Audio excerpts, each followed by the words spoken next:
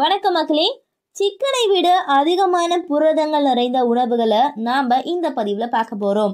அது என்னென்ன உணவுகள் அப்படின்றத பார்க்கறதுக்கு முன்னாடி இது போன்ற அப்டேட்ஸ்களை நீங்க தொடர்ந்து பார்க்கணும் கேட்கணும் அப்படின்னு சொன்னா நம்மளுடைய சேனலை மறக்காம சப்ஸ்கிரைப் பண்ணிட்டு சைட்ல இருக்கக்கூடிய பெல் பட்டனையும் கிளிக் பண்ணி ஆல் அப்படின்ற ஆப்ஷனை செட் பண்ணி வச்சுக்கிட்டீங்க அப்படின்னா நான் போடக்கூடிய தகவல்கள், அற்புதமான விஷயங்கள் உங்களுக்கு நோட்டிபிகேஷனோட அடிக்கடி வந்து சேர்ந்துடும். இப்ப நம்ம பதிவுக்குள்ள போயிடலாம். ஸோ புரதம் என்றாலே எல்லாருக்கும் வந்து நினைவுக்கு வருவது சிக்கன் தாங்க. அதனால வந்து பாத்தீங்கன்னா விரதம் போன்ற காலகட்டங்களும் சரி, அசைவம் சாப்பிடாதவர்களுக்கு வந்து சிக்கனுக்கு நிகரான ஒரு புரதம் தேவைப்படுது. அதே சமயம் சிக்கன் அதிகமா சாப்பிட்றதும் வந்து நமக்கு நல்லது கிடையாது. ஆனா என்ன பண்றது, புரதம் அப்படின்றதுக்காக நம்ம சாப்பிட்டுதான் ஆகணும் அப்படின்னு சொல்லிட்டு ஒரு சிலர் சாப்பிடுவீங்க. ஆனா புரதங்கள் தான் நம்மளுடைய உடல பெரும்பாலான செயல்பாடுகளுக்கும் தசையின் வளர்ச்சிக்கும் உதவக்கூடியது. ஸோ உடலுக்கு தேவைப்படுகின்ற முதன்மையான ஊட்டச்சத்து அப்படின்னாலே அது புரதம் தான். தினமும் வந்து சிக்கனும் சாப்பிட முடியாது, ஆனா புரதமும் நிறைய தேவை. அதுக்கு வந்து தீர்வு நான் சொல்லக்கூடிய உணவுகளை நீங்க எடுத்துக்கிறதுனால உங்களுக்கு புரதம் வந்து அதிகமாவே கிடைக்கும் அப்படின்னு சொல்றாங்க. ஸோ அது என்னன்றதை தெரிஞ்சுக்கலாம். முதல் விஷயம், பார்ப்பதற்கு தான் வந்து பூசணி விதைகளுடைய அளவும் மிக சிறியது, ஆனா அதுல இருக்கக்கூடிய தாதுக்கள் ஏராளம் அப்படின்னு சொல்றாங்க. பூசணி விதை மிகச்சிறந்த புரத மூலம். அது மட்டும் இல்லாம மெக்னீசியம், ஜிங்க் உள்ளிட்டவையும் நிறைந்திருக்குது. 100 கிராம் பூசணி விதையில இருந்து உங்களுக்கு 37 கிராம் அளவு வந்து புரதம் கிடைக்குது. உங்களுடைய சாலட், ஸ்மூத்தி போன்றவற்றிலும் இந்த விதைகளை சேர்த்து பயன்படுத்தலாம், இல்ல வந்து வறுத்து நீங்க சாப்பிடலாம் அப்படின்னு சொல்றாங்க.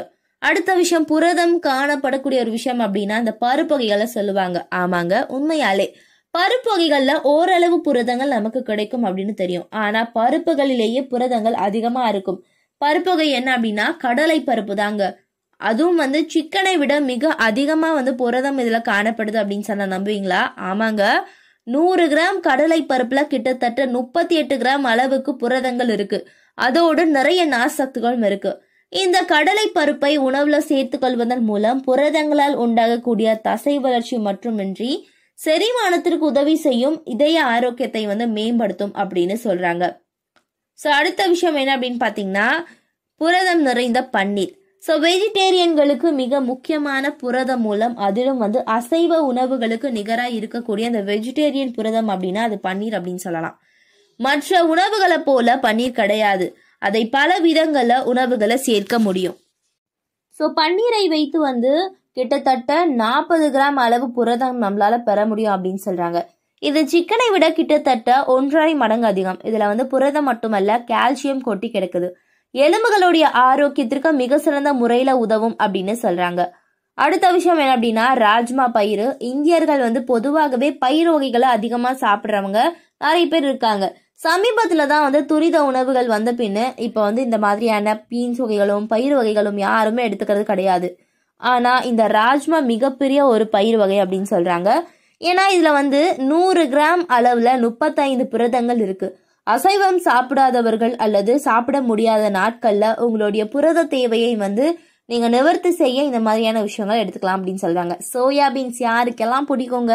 ரொம்பவே டேஸ்டியா இருக்கக்கூடிய இந்த ஒரு சோயா பீன்ஸ்லயும் புரதங்கள் நிறைஞ்சு காணப்படுது. ஏன்னா பீன்ஸ்ல வந்து புரதங்கள் அதிகம் அப்படின்னு வந்து நிறைய பேருக்கு தெரியாது. சோயா பீன்ஸை வறுத்தோ வேக வைத்தோ அல்லது சோயா சாஸாகவோ நம்ம சாப்பிடலாம். இந்த மாதிரி நம்ம எடுத்துக்கிறது நம்மளுடைய உடலுக்கு கிட்டத்தட்ட 36 கிராம் புரதங்கள், அதாவது 100 கிராம் சோயாவில் 36 கிராம் புரதங்கள் இருக்குது. ஸோ புரதம் இருக்கிறது மட்டுமல்ல, அது முழுமையான உடலுக்கு வந்து சேருது அப்படின்றதுதான் முக்கியம். இந்த வகையில சோயாவில் இருக்கக்கூடிய 9 வகையான அமினோ அமிலங்கள் முழுமையான ஒரு புரதத்தை உறிஞ்சு கொள்ள உதவுது அப்படின்னு சொல்றாங்க. அதுக்கப்புறம் வந்து என்னன்னு கேட்டீங்கன்னா சீஸ். நிறைய பேர் வந்து பாத்தீங்கன்னா சீஸை வந்து பாகிஸ்தான்ல பீஸாக்கள்ல தான் சாப்பிடுவாங்க அப்படின்னு நினைச்சிட்டு இருக்கீங்க. கிடையாது, சீஸ் யாருனாலும் எடுத்துக்கலாம். 100 கிராம் சீஸ்ல வந்து கிட்டத்தட்ட 35 கிராம் வரையிலும் உங்களுக்கு புரதம் கிடைக்கும் அப்படின்னு சொல்றாங்க. இது எலும்புகள் வலிமையாவதற்கு மிக முக்கியம். ஆனா இதுல இருக்கக்கூடிய சோடியம் வந்து பாத்தீங்கன்னா நம்ம மிதமான அளவு எடுத்துக்கொள்வதனால ரொம்ப நல்லது பெறும் அப்படின்னு சொல்றாங்க. அதனால 100 கிராம் அளவுக்கு கிட்டத்தட்ட நீங்க புரதம் வேணும் அப்படின்னு கேட்டீங்கன்னா நீங்க தொடர்ந்து வந்து சீஸ் எடுத்துக்கலாம். ஸோ இந்த மாதிரியான சில விஷயங்கள் தான். ஸோ அந்த சோயா சாஸா இருக்கட்டும், சீஸ், அதுக்கப்புறம் பன்னீர், இந்த மாதிரியான பீன்ஸ் வகைகள் எல்லாமே புரதம் நிறைந்த இதெல்லாம் நீங்க தொடர்ந்து எடுத்துக்கிறதுனால நீங்க வந்து தேவையில்லாம சிக்கனை தொடர்ந்து சாப்பிடணும், டெய்லி எடுத்துக்கணும் அப்படின்ற ஒரு அவசியமே கிடையாது. இது போன்ற தகவல்கள், அற்புதமான விஷயங்களை நீங்கள் தொடர்ந்து கேட்கணும் பார்க்கணும் அப்படின்னு சொன்னால் நம்மளுடைய சேனலை மறக்காமல் சப்ஸ்கிரைப் பண்ணிவிட்டு சைடில் இருக்கக்கூடிய பெல் பட்டனை கிளிக் பண்ணிக்கோங்க மக்களே.